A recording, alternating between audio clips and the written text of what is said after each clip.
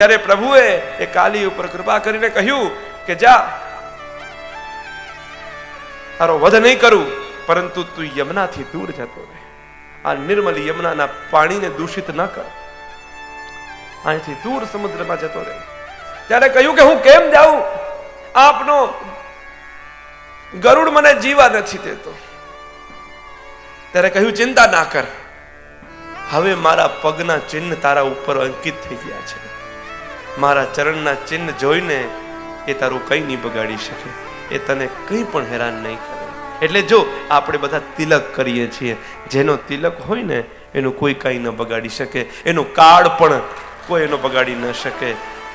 આ તિલકની મહત્વતા છે વૈષ્ણવો.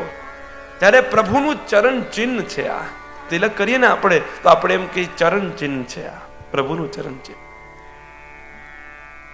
આ ચરણ ચિહ્ન જેના માથે આવી ગયું હોય ને, એ કાલની શું તાકાત કે એના સામે ઉભો રહી શકે. આ રીતે પ્રભુએ એ કાલીનું દમન કર્યું. કાલી શું છે? ઇન્દ્રિયાધ્યાસ. 5 પ્રકારના અધ્યાસ, 5 પ્રકારની અવિદ્યા મેં તમને સમજાવી પ્રથમ દિવસે.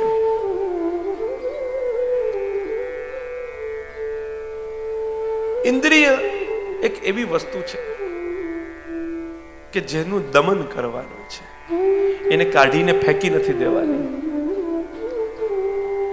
કર્ણ છે તો શું એ પ્રભુનું નાદ સાંભળતા ન હોય તો એને કાપીને ફેંકી નથી દેવાતા, હાથને કાપીને ફેંકી નથી દેવાતું. પ્રભુએ એ જ ઇન્દ્રિયોને દમન કરી અને એને ક્યાં જાગૃત કરી? અલૌકિકમાં. આપણે ત્યાં કહેવાય ને, સાંભળવું ભગવદ નામ, બોલવું ભગવદ નામ, ચાલવું પ્રભુ માટે, હાથ પ્રભુ સેવા માટે, આંખ પ્રભુના દર્શન માટે. જે જે ઇન્દ્રિયો ભગવાને આપણને આપી છે ને, એ પ્રભુ માટે છે અને આપણે એને પોતા માટે ઉપયોગ કરી રહ્યા છીએ. અહીંયા ઇન્દ્રિયાધ્યાસ પ્રભુએ બધા જ ભક્તોનો નિવૃત્ત કર્યો અને જે ઇન્દ્રિયો સંસારમાં લાગેલી હતી એ જ ઇન્દ્રિયોને પ્રભુએ પોતાનામાં ખેંચી. જે ઇન્દ્રિયોથી એ બ્રજ ભક્તો લૌકિક સુખ માણવાનો પ્રયાસ કરતા હતા, એ જ ઇન્દ્રિયોથી પ્રભુ એને અલૌકિક રસનું દાન કરવા લાગ્યા. જે હાથે એ સામાન્ય રસોઈ બનાવતી હતી, એ જ હાથે પ્રભુની સામગ્રી બનાવવા લાગી. જે કાનથી એ લૌકિક વાતો સાંભળતી હતી, એ જ કાનથી પ્રભુના વેણુનાદ સાંભળવા લાગી, પ્રભુની પ્રશંસા સાંભળવા લાગી, પ્રભુની લીલાનું અવગાહન સાંભળવા લાગી. આ જ બધી આપણી ઇન્દ્રિયો જ્યારે પ્રભુના પરવશ થઈ જાય, પ્રભુમાં ઓતપ્રોત થઈ જાય, ત્યારે એ ઇન્દ્રિયની સાર્થકતા છે. સામાન્ય રૂપથી આપણે જે ઇન્દ્રિયોનો ઉપયોગ કરીએ છીએ એ કેવલ ને કેવલ આપણા લૌકિક ઉપભોગાર્થ જ છે. એમાં કોઈ આનંદ સહજ જ છે. મેં તમને કહ્યું હતું એકવાર, લૌકિકમાં જે પણ તમે આનંદ પ્રાપ્ત કરી રહ્યા છો, મારી વાત બરાબર યાદ રાખજો, લૌકિકમાં તમે જે સારામાં સારું આનંદ પ્રાપ્ત કર્યું હશે ને, ઊંચામાં ઊંચું આનંદ પ્રાપ્ત કર્યું હશે ને, એ આનંદ આ અલૌકિક આનંદના નખ બરાબર પણ નથી. શું તમને લાગે છે કે આ જેટલા ભક્તો થયા એ બધા ભક્તોએ આટલી સમૃદ્ધિઓ, આટલું વૈભવ, આટલી યશ, આ બધું એક ઝટકે મૂકી દીધું? કેમ સંભવ બને? શું આ બધા ગાંડા તો નહોતા થઈ ગયા ને? કંઈક તો એવો આનંદ મળતો હશે ને કે આનંદ એક ઝટકે મૂકી દીધું બધાએ.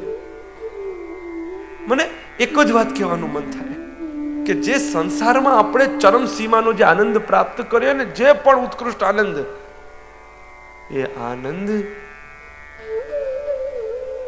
is the initial stage of spirituality.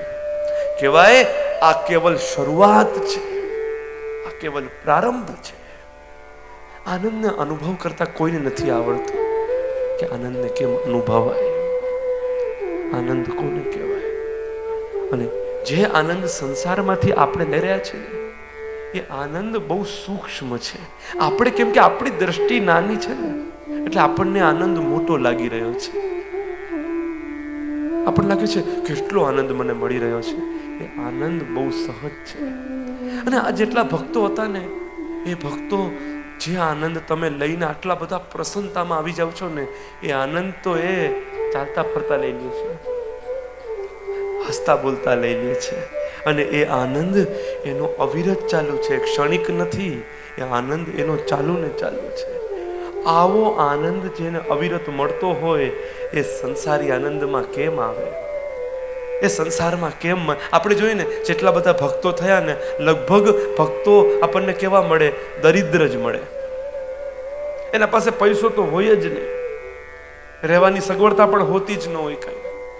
લગભગ ભક્તો તમે જુઓ, અપવાદ હોય કોઈ, બાકી લગભગ ભક્તો તમે જુઓ ને તો એ બધા દરિદ્ર અવસ્થા વાળા જ છે. આપણને એમ થાય કે પ્રભુ, જે વ્યક્તિએ પ્રભુ માટે પોતાનું જીવન અર્પણ કરી દીધું, પ્રભુએ આવું દારિદ્ર આપ્યું એને કે ખાવાના વાંધા. પદ્મનાભદાસ નો પ્રસંગ આપણે પાછું કહું. પદ્મનાભદાસ માટે એમ કહેવાય કોટીમાં દુર્લભ, કોટીમાં વિરલ કહેવાય વિષ્ણુ.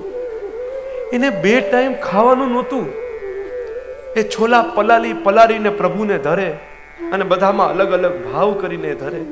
શું એવા મહાપ્રભુજીના સેવકને 2 ટાઈમ જમવાનું પણ ન મળી શકે?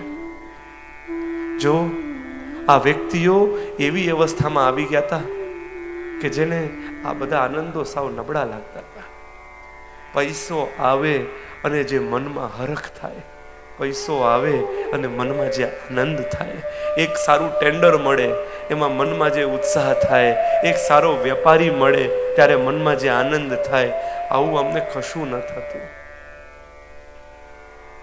આમ દૂર દૂર સુધી એ આનંદ, એને આનંદ ન લાગતો. નારાયણદાસ ને પ્રભુ પરીક્ષા માટે પૈસાની વરસાદ કરતા ત્યારે એની ભત્રીજીને કહેતા કે અરે આ કચરો બધો વારી લે અહીંથી, આ પૈસાનો વરસાદ પડે છે, આ કચરો બધો વારી લે અહીંથી, આ લઈ જાય.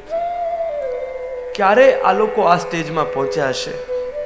સીધી વાત છે ભાઈ, જે આનંદ આપણે લઈ રહ્યા છીએ ને, આના કરતા કંઈક નવીન આનંદ લેતા હશે, એ વાત તો પાકી છે, એ ચોખ્ખી વાત છે. આપણે સંસારમાં જ્યારે આપણી યશ કીર્તિ વધે, સમાજમાં 5 લોકો આપણને બોલાવે ત્યારે આપણને કેવો હરખ થાય, કેટલો આપણને આનંદ થતો હશે. તો એને એમાં કેમ નહીં આનંદ મળતો હોય? સ્વાભાવિક છે, આના કરતા કંઈક વધારે આને મળતું હશે, મારા કરતા વધારે આને કંઈક તો નવીન મળતું જ હશે. અને આપણે સાચા જ છીએ, એને કંઈક મળે જ છે, પણ આપણે એ આનંદ લઈ નથી શકતા. બસ દુઃખ એ વાતનું છે. કેવી રીતે લેવું? બસ ઇન્દ્રિયોનું દમન નહીં, વૈષ્ણવો, દમન નહીં. પ્રાચીન કાળનો પારંપરિક સાધુ સમાજનો પ્રકાર એ છે કે ઇન્દ્રિયોનું દમન કરવું.